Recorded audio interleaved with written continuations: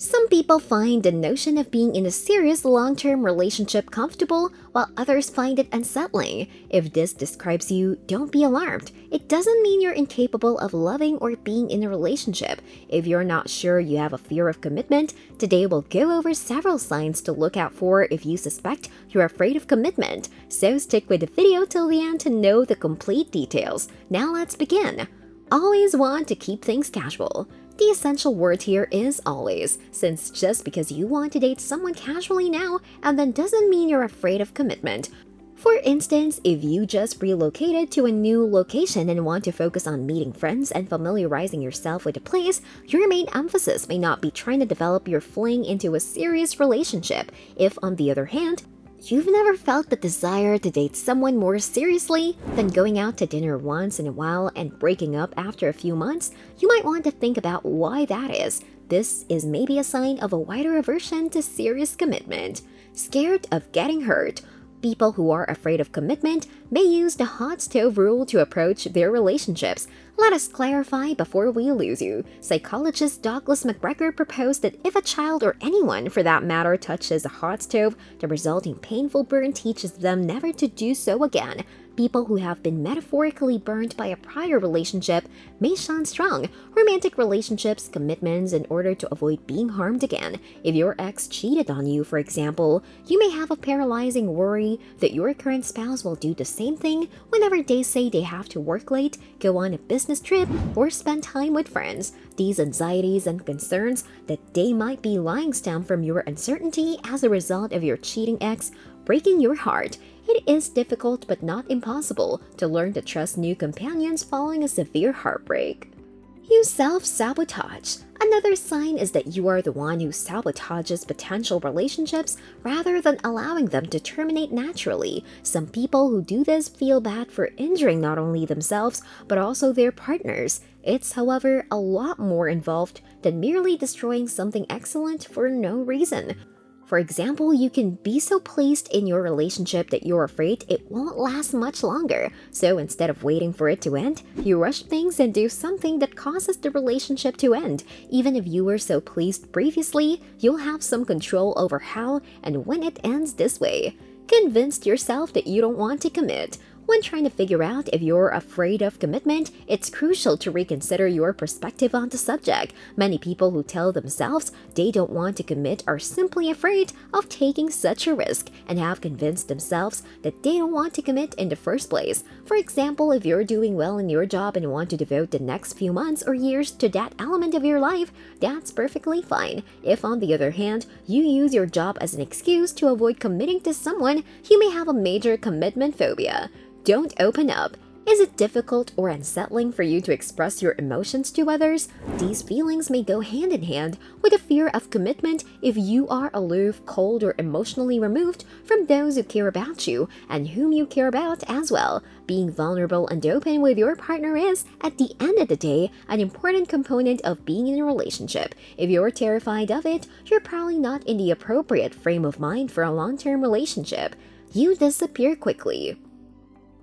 Do you find yourself putting a lot of potential lovers on hold or canceling plans because you completely forgot how you have plans with a friend when all you're doing is having a panic attack since the person you've been casually seeing for 3 months recently asked you where you saw this going? Commitment phobes will run as soon as commitment is brought up, or they will freeze and maybe ghost the person who wants more from them. So if you try to disappear from a situation in your relationship rather than facing it headlong, you may have fear of commitment.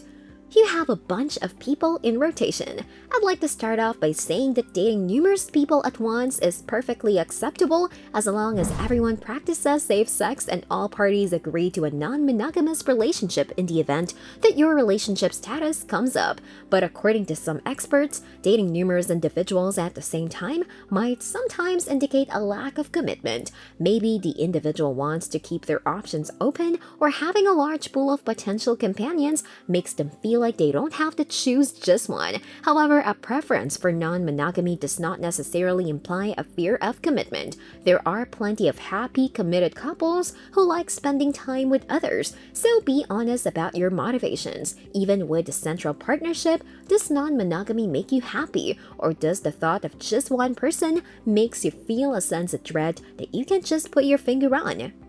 You easily find faults in others. You can be in a relationship with a great person who treats you well, but you tell yourself that it won't work out because something is wrong with them. You'll be able to find enough excuses not to allow this connection to get too deep. Whether you don't like their friends, or you despise the way they eat, or it may be there isn't anything wrong with your partner, rather you're just nitpicking irrelevant things to excuse yourself from committing to a long-term relationship.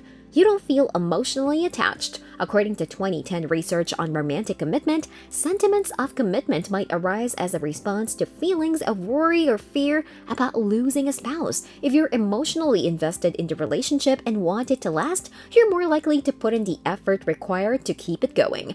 This effort demonstrates your dedication and can alleviate anxiety about your relationship's future, especially if your partner shares your desire for a long-term commitment. However, if you have no emotional attachment to your partner, you may not be concerned about losing them. You had a good time together, but you dismissed the possibility of never seeing them again. You're completely satisfied to go about your business as usual. When you don't connect emotionally with someone, it's possible that the person you're seeing isn't the ideal match for you. Consider whether commitment fears are holding you back. If you know you want to be in a relationship but never feel emotionally invested in your relationships. Don't think about the future of the relationship. Most people ponder about whether or not the person they're dating would make a suitable long-term match at some point during their relationship. They may stop the relationship and move on if they can't see a future together. Some people, on the other hand, don't think about the future at all, and they don't want to. There's nothing wrong with wanting to share your current situation with a companion. A genuine inability or unwillingness to consider the next step of a relationship, on the other hand, may indicate a fear of commitment, particularly if this is a pattern in your relationships. You're a poor communicator. Poor communication can be caused by a variety of factors. It's another diversion and protective strategy that helps the person keep a comfortable distance when it comes to commitment concerns. This might refer to a romantic or platonic relationship. They may not fully or at all respond to messages, let their phone go to voicemail, and never pick up or never call unless they require assistance from you. Their investment in the connection or relationship is often shallow and self-serving, which is reflected in their communication styles. So if you find yourself doing these things, it may be a sign that you're afraid of a serious commitment. Love the chase of a romantic pursuit more than the destination. The eternal romantic who jumps from love to relationship without purpose may be terrified of commitment. They may even get involved in a relationship for a short period of time, often just a few weeks, and then end it. They can be the sort to go to the club or the bars on a frequent basis in search of a good time.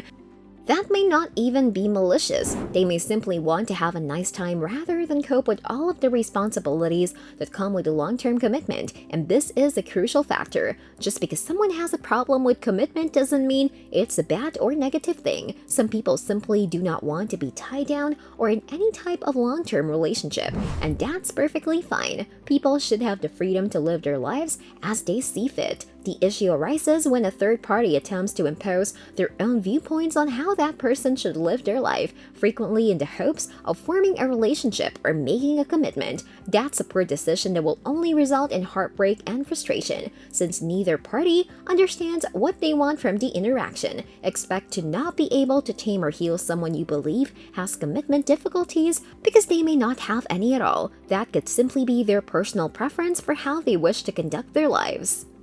That's all for today, folks. We hope you have found the video informative and fun to watch. Also, tell us in the comments section your views about the signs we've discussed to watch out for to see whether you're afraid of commitment. And if you enjoyed the video, hit the like button, subscribe to the channel, and hit the bell icon next to it for regular updates. Goodbye!